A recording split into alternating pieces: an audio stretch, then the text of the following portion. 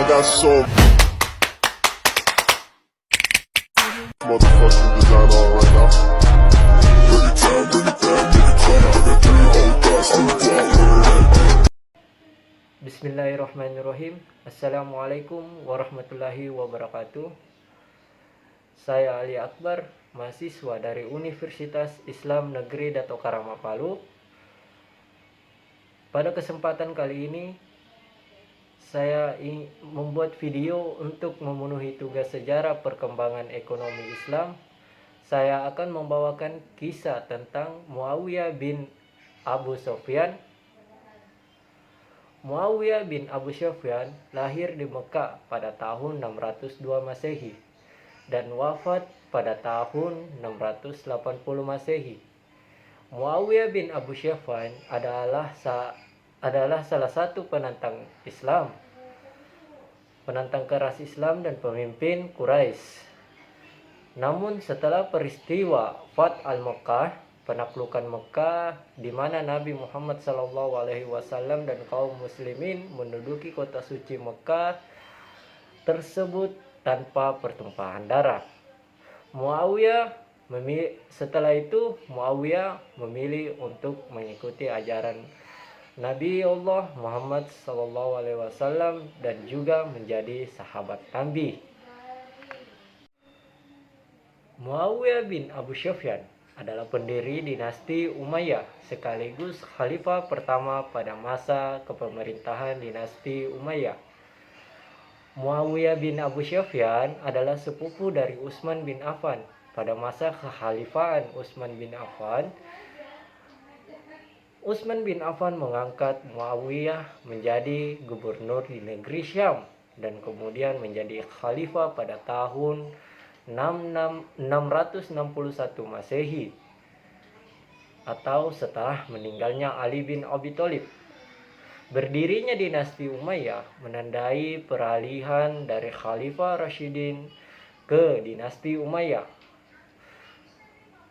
Muawiyah bin Abu Sufyan atau dikenal dengan Muawiyah I memimpin pada tahun 661 Masehi sampai dengan wafatnya beliau pada tahun 680 Masehi.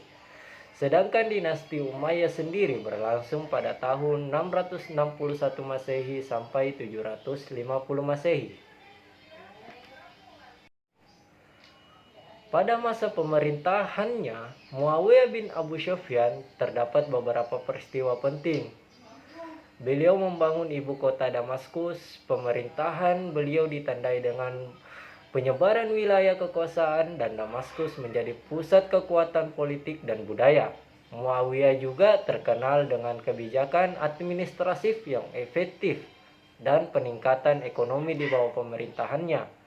Selama masa pemerintahannya terdapat perluasan kekuasaan ke wilayah baru, termasuk sebagian besar wilayah Timur Tengah dan Afrika Utara.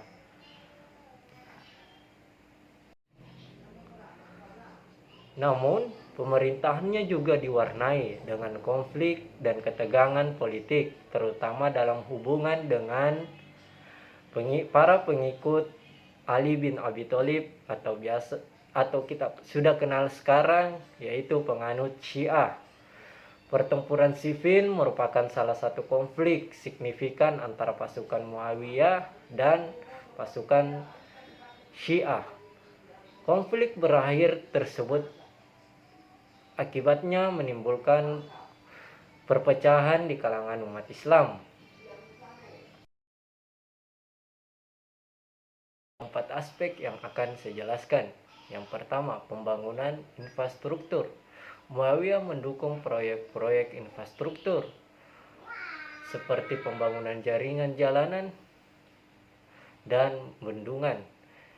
Ini bertujuan meningkatkan konektivitas, memfasilitasi perdagangan, dan mendukung pertumbuhan ekonomi.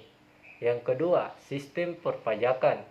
Ia memperkuat sistem perpajakan untuk meningkatkan pendapatan negara, meskipun tujuannya adalah membiayai proyek-proyek pembangunan. Implementasi perpajakan ini sering kali dianggap memberatkan pada rakyat jelata. dan menciptakan ketidakpuasan di beberapa segmen masyarakat. Yang ketiga, mendorong perdagangan. Muawiyah mendorong hubungan dengan berbagai wilayah untuk merangsang pertumbuhan ekonomi. Pelabuhan-pelabuhan dan pusat perdagangan diperkuat, serta mempromosikan pertukaran barang dan meningkatkan kekayaan negara. Yang keempat, pengelolaan sumber daya.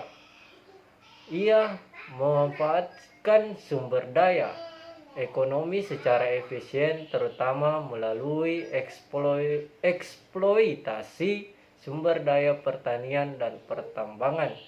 Pengelolaan sumber daya ini dimaksudkan untuk mendukung pertumbuhan ekonomi secara berkelanjutan. Meskipun kebijakan ekonomi Muawiyah memiliki aspek positif seperti pembangunan infrastruktur dan dukungan terhadap perdagangan, kritik muncul terkait distribusi kekayaan yang tidak merata dan dampak perpajakan pada rakyat.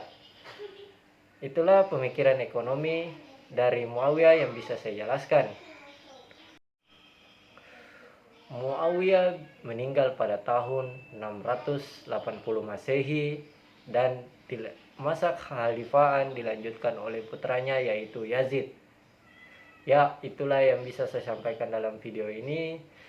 Jika banyak kekurangan mohon dimaafkan. Saya juga masih belajar. Saya Ali Akbar, pamit undur diri. Assalamualaikum warahmatullahi wabarakatuh.